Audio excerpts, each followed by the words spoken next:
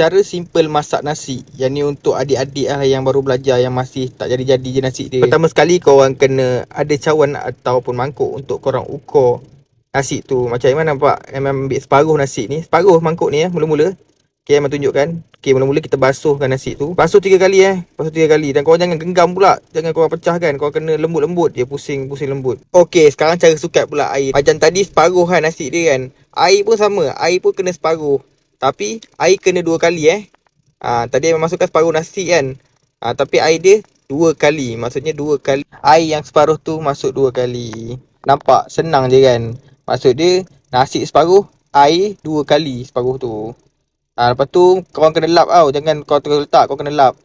Dah lap, korang letak, masuk elok kat cooker. Pasang, kau tekan. Tekan pergi ke cook. Merah tu maksudnya dia cook. Selama 30 minit je, tak lama pun. Dah masak, dah jadi warna oren. Warna oren tu maksudnya wam, maksudnya dah masak.